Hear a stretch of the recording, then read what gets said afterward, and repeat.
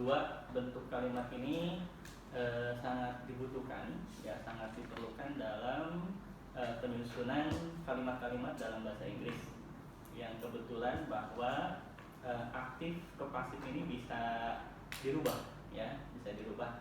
Hanya memang bahwa untuk bisa mengubah dari aktif ke pasif ini ada beberapa catatan, atau boleh bisa dikatakan sebagai sebuah aturan, ya aturan.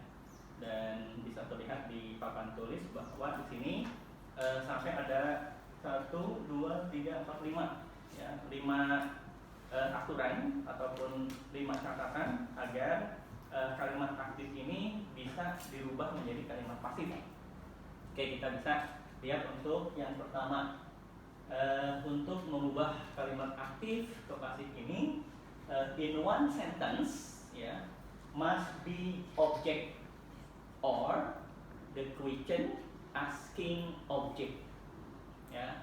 Jadi artinya bahwa untuk mengubah kalimat aktif ke kalimat pasif ini, di kalimat aktifnya ada syarat harus ada objek, ya. Kalau harus ada objek berarti udah kebayang kalimat tersebut menggunakan kata kerja apa, transitif atau intransitif. Berarti di situ kata kerja yang transitif, kata kerja yang membutuhkan objek, karena disyaratkan bahwa dalam kalimat aktifnya harus ada objek. Nah, hanya di sini ada or atau, artinya atau di situ berarti boleh tidak ada objek asal ada question word ataupun ada pertanyaan yang menanyakan objek. Tapi ini agak berat, ya, karena kita belum ada materi tentang question word. Tapi nggak apa-apa. Ini syarat konteks awalnya aja, bahwa dalam kalimat itu harus ada apa? Objek. Atau ada pertanyaan yang menanyakan objek. Kalau lagi berarti di situ kata kerja yang dibutuhkannya adalah kata kerja apa? Transitif. Oke. Yang kedua, nanti saat memang yakin di situ sudah ada objek dalam kalimat tersebut. Nah, yang kedua, subject in active become object in passive. Yang awalnya subjek dalam kalimat aktif nanti akan berubah menjadi objek dalam kalimat pasif. Di situ ada that is begun by. Artinya bahwa nanti saat subjek itu berubah menjadi objek dalam kalimat pasif harus didahului dengan kata by, ya. Misal kalau harus kita contohkan I, maka nanti di kalimat pasif akan berubah menjadi by me, kan itu. You dalam kalimat aktif nanti akan berubah menjadi by you. They nanti dalam kalimat pasif akan berubah menjadi by them. By them, ya. Kan kalau they subjek, objeknya berubah menjadi them, kan gitu. Apa? Them.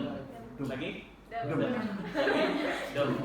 Nah, atau we dalam kalimat aktif pasifnya akan berubah menjadi ada by-nya, jangan lupa, by us, gitu. He dalam kalimat aktif nanti akan berubah menjadi by him, kan gitu. She dalam kalimat aktif nanti dalam objeknya berubah menjadi by her. Paham ya? Jadi sekali lagi, subject in active becomes apa? Object in passive that is begun by. Nah, ini udah ada kalimat pasifnya, ya, that is begun by gitu, ya. Oke, ini aturan yang kedua. Berikutnya aturan yang ketiga, ya. Sebaliknya, object inactive, ya, become, ya ada S-nya, becomes subject in passive, ya. Jadi nanti objek yang ada di dalam kalimat aktif itu akan berubah menjadi subjek dalam kalimat pasif. Jadi nanti kalau misal di kalimat aktif itu ada me, maka dalam kalimat aktifnya berubah menjadi I. Awas jangan nggak usah ada by, ya, nggak usah jadi by I, nggak usah, ya. Karena by ini hanya ketika subjek berubah menjadi objek. Tapi kalau objek berubah menjadi subjek, nggak usah ada by, ya. Them nanti akan berubah menjadi they. Us akan berubah menjadi we. Him akan berubah menjadi he. Her akan berubah menjadi she dan seterusnya. Atau nama orang akan berubah menjadi tetap nama orang lagi ya. Tidak jadi Anto berubah menjadi Anti, nggak usah. Atau anak berubah menjadi Ani, nggak usah. Ya. Oke, jadi ini syarat yang ketiga bahwa objek in active become apa? Subject in passive. Oke, berikutnya ada belum selesai ya. That is followed by to be. Ya, jadi begitu objek dalam kalimat aktif ini akan berubah menjadi subjek dalam kalimat pasif, maka sesudah subjeknya ini akan diikuti oleh apa? To be. Jadi kalau misal me, ya, dalam kalimat aktif pasifnya akan berubah menjadi I am.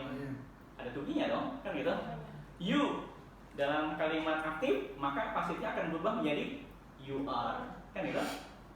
Us, ya, us dalam kalimat aktif nanti pasifnya akan berubah menjadi we are, kan gitu. Ya, them dalam kalimat aktif nanti akan berubah menjadi they are. Him akan berubah menjadi he is, kan gitu. Ya, atau her akan berubah menjadi she is dan seterusnya. Ya, karena polanya bahwa dalam kalimat pasif itu subjeknya harus diikuti oleh to be. Tapi memang nanti to be-nya itu ada to be is MR, ini untuk yang present. Ada to be was were, ini untuk past. Ada to be ini untuk future dan past future. Ya. Kemudian ada to be been, ini untuk yang perfect. Sedangkan to be being itu untuk yang continuous. Ya, karena continuous being kan ya. Oke, itu yang ketiga. Berikutnya yang keempat adalah following, ya, following the rule of tenses. Ya, yang kemarin sempat ada polemik apakah tensesnya tetap utuh 16 kan gitu. Nah, di sini semuanya. Kalau aktifnya ada 16 tenses, maka pasifnya juga tetap ada 16 tenses. Artinya bahwa present simple dalam kalimat aktif ya akan berubah menjadi present simple dalam kalimat pasif. Tidak jadi present simple dalam kalimat aktif berubah menjadi past simple dalam kalimat pasif, tidak. Ya, akan terjadi present berubah menjadi past itu kalau dalam bahasan apa? Ada yang tahu? Kalau dalam bahasan direct and indirect. Pernah dengar ya? Nah, itu memang ada perubahan. Present simple dalam direct akan berubah menjadi past simple dalam indirect. Tapi kalau konteks aktif dan pasif tidak mengalami perubahan. Present simple dalam aktif akan berubah menjadi tetap bukan berubah ya, akan tetap past simple dalam present simple dalam pasifnya, gitu. Ya, jadi maksudnya following the rule of tenses. Ya. Dan yang ketiga, yang terakhir, yang kelima, using verb 3. Artinya bahwa dalam pasif itu semuanya akan menggunakan verb 3. Dalam kalimat aktif, verb 1 bisa dipakai, verb 2 bisa digunakan, verb 3 juga bisa dipakai atau bisa digunakan, verb ing pun bisa digunakan. Tapi saat dalam kalimat pasif, semua verb ini akan berubah menjadi verb 3, gitu. Oke ya, jadi di sini bahwa aturan-aturan ini mengikat saat mau mengubah kalimat aktif ke kalimat pasif. Ada berapa? 5 ya. Oke, sekarang kita kalau misal ingin dimunculkan contohnya nih. Ya, ada contoh kalimat seperti ini. I write a book. Ya, I write a book. Kira-kira kalimat ini bisa nggak dibikin kalimat pasif? Bisa. Kenapa? Karena ada objeknya. Apa objeknya? Buku, gitu. Ya, hanya di situ yang jadi subjeknya apa? I. Yang jadi verbnya apa? Write itu verb keberapa? Verb 1. A book di situ sebagai apa? Objek. Nah, oleh karena ada objeknya maka bisa dipastikan akan bisa dibikin kalimat pasif. Udah kebayang nanti I ini kan subjek dalam kalimat aktif. Nanti di pasifnya akan berubah menjadi apa? By me, jangan lupa. Jangan me-nya saja, tapi harus by me, gitu. Kemudian write tadi verb berapa? Satu. Maka ketika nanti dalam kalimat pasif akan berubah menjadi written karena verb 3. A book, kira-kira itu kan objek dalam kalimat aktif. Nah, di pasifnya akan berubah menjadi apa? Jadi subjek. Ya, hanya akan berubah tidak? Tetap ya. A book juga. Hanya akan diikuti oleh apa?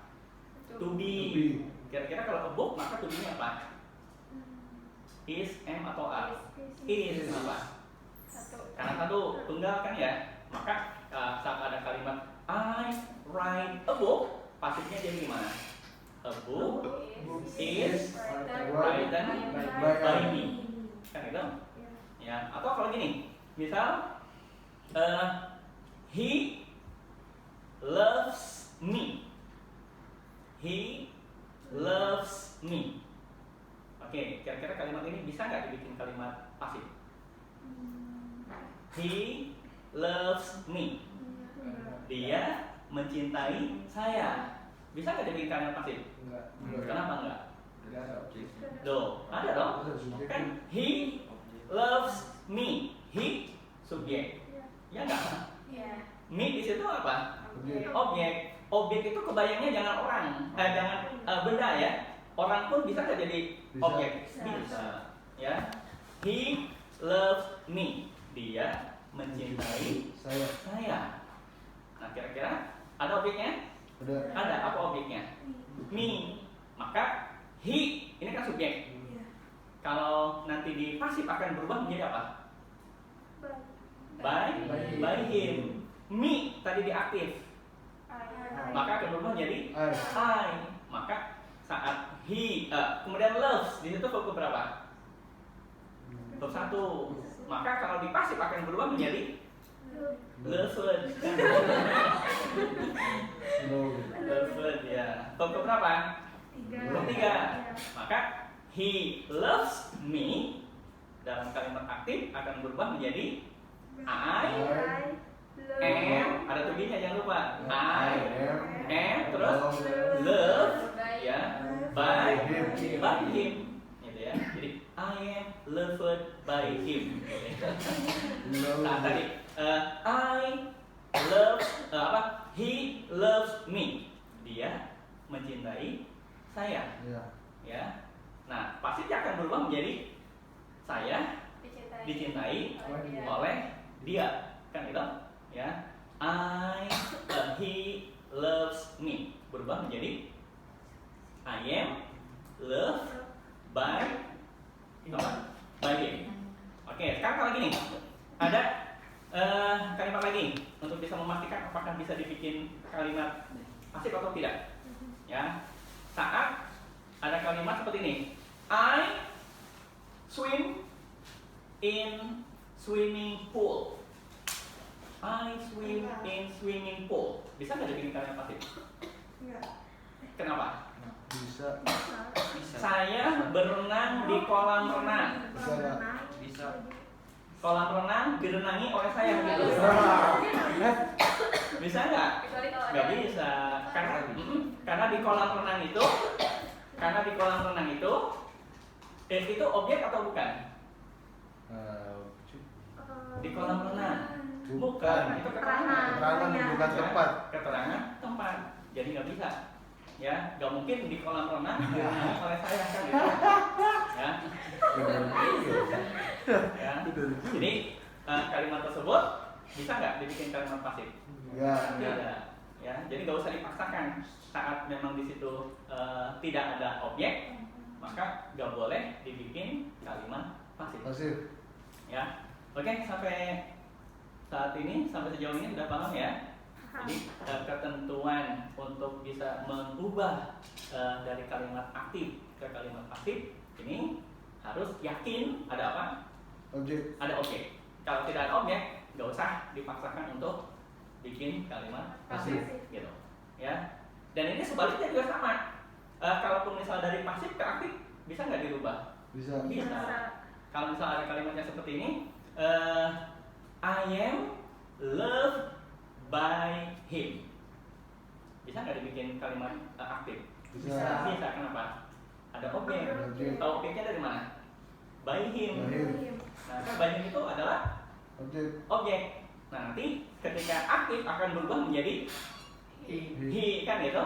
Kemudian tadi I di pasif akan berubah menjadi me kan gitu. Jadinya I am loved. By him akan berubah aktifnya he loves me. Tapi kalau misal kita terkejut, aktif atau pasif itu? Pasif.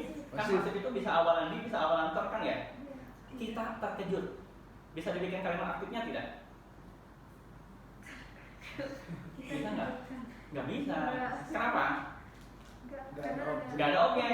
Kita terkejut kan gitu? Nggak bisa. Ya, beda lagi kalau misal kita dikejutkan oleh suara keras.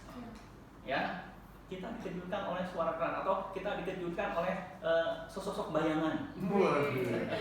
Ya, oleh sesosok bayangan. Bisa nggak dibikin kalimat aktif di situ? Bisa. Kenapa? Karena ada objek.